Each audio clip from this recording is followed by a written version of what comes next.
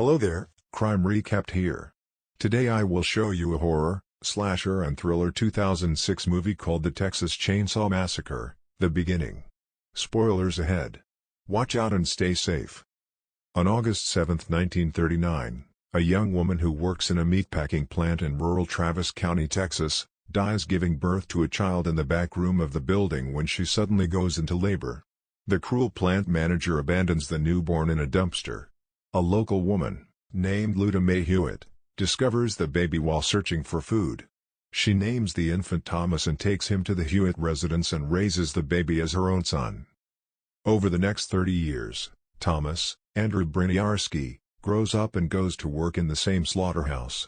When its horrid conditions cause the closure of his workplace, Thomas comes back and kills the slaughterhouse's owner with a sledgehammer. He also finds and takes a chainsaw. Charlie HEWITT, Arleigh May, LUDA May's, Marietta Merrick, sadistic son, learns from Sheriff Winston Hoyt, Lou Temple, what Thomas has done, and accompanies the sheriff to arrest Thomas. When they find Thomas, Charlie kills the sheriff with a shotgun and takes his identity. Charlie and Thomas take the sheriff's body home and butcher him for stew meat, telling the rest of the family that they will not leave their home even as the rest of the area becomes deserted. A few months later, in July 1969, two brothers, Eric, Matthew Bomer, and Dean, Taylor Handley, drive across the country with their girlfriends Chrissy, Jordana Brewster, and Bailey, Diora Baird. Eric and Dean are draft dodgers and are plotting to flee north to avoid being drafted into the U.S. Army where they will be sent to Vietnam. They stop at a local eatery where they encounter a group of bikers. As the group pulls away, a female biker, Alex, Sia Batten, follows them. A chase ensues, ending with the group crashing into a cow and flipping their car. In the process, Chrissy gets thrown from the car and lands in the weeds, out of sight of the others. Charlie HEWITT/Sheriff Hoyt soon arrives on the scene. He immediately shoots Alex, throws her body into the trunk of his squad car, forces the rest of the group in as well, and calls for his uncle Monty, Terrence Evans, on the car's CB radio to tow the wreckage. The tow truck comes and tows the car, in which Chrissy has hidden herself. Hoyt takes the group to the HEWITT house and calls for Thomas to butcher the dead Alex. He then takes Eric and Dean to a barn and hangs them by their arms from the rafters. He later ties Bailey to the kitchen table. From the car, Chrissy sees her friends tied up and runs back to the highway. She flags down Holden, Lee Turgeson, one of the bikers from the diner, and tells him about Alex and her friends. Holden then follows Chrissy back to the house.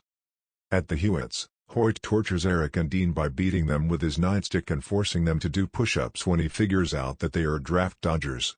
However, they manage to free themselves. When they attempt to rescue Bailey, Hoyt beats Eric, and Dean gets caught in a bear trap.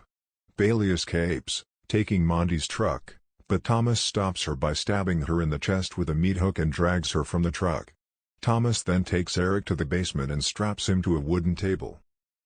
Holden enters the house to search for Alex, but ends up shooting Monty in one of his kneecaps, surprising Hoyt in the process. Hoyt leads him to a bedroom where Thomas kills him with his chainsaw. Chrissy finds Eric and tries to free him, but cannot release the metal straps nailed to the table. Thomas comes downstairs as Chrissy hides under the table. Thomas kills Eric and then skins his face, putting it on as a mask, thus earning his nickname Leatherface.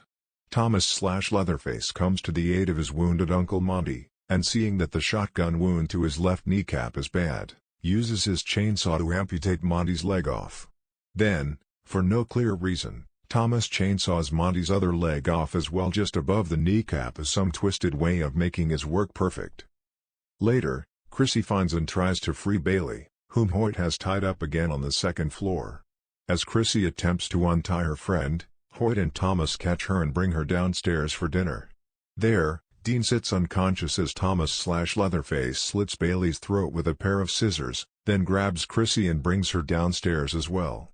On the way to the basement, Chrissy manages to stab Thomas in the back with a screwdriver and escapes by jumping out a window, with Thomas pursuing her. Dean regains consciousness, escaping to the front of the house. There he assaults Hoyt by smashing his head repeatedly into the solid concrete porch, knocking him out cold, as well as Hoyt's two front teeth, then heads out to find Chrissy. Meanwhile, Chrissy hides in the abandoned slaughterhouse. She slashes Thomas's face with a knife she has found, but he drags her to the floor. Dean arrives to stop him, but Thomas impales and kills him with his chainsaw. Meanwhile, Chrissy makes her way to a nearby car and drives off into the night. Chrissy, desperately looking for help, sees a police deputy who has pulled someone over. As Chrissy is about to pull over, Thomas suddenly appears in the back seat and kills Chrissy by ramming his chainsaw through her seat. The car, out of control, crashes into the deputy and citizen, killing both of them. Thomas, now called Leatherface, exits the car and slowly walks back along the dark road to the HEWITT house.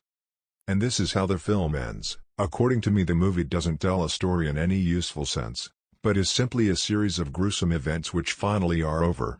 It probably helps to have seen the original film in order to understand what's going on, since there's so little exposition. Only from the earlier film do we have a vague idea of who the people are in this godforsaken house, and what their relationship is to one another. The movie is eager to start the gore and unwilling to pause for exposition. I like good horror movies. They can exorcise our demons. The Texas Chainsaw Massacre doesn't want to exorcise anything. It wants to tramp crap through our imaginations and wipe its feet on our dreams. I think of filmgoers on a date, seeing this movie and then, what? I guess they'll have to laugh at it, irony being a fashionable response to the experience of being had. Certainly they will not be frightened by it. It recycles the same old tired thriller tools that have been worn out in countless better movies. There is the scary noise that is only a cat. The device of loud sudden noises to underline the movements of half-seen shadows. The van that won't start. The truck that won't start. The car that won't start. The character who turns around and sees the slasher standing right behind her. One critic writes, "Best of all, there was not a single case of she's only doing that, falling, going into a scary space, not picking up the gun, because she's in a thriller." Huh? Nobody does anything in this movie for any other reason. There is no reality here. Let us know which movie should we go back and recap next in the comments down below, and consider hitting that subscribe button if you liked our video.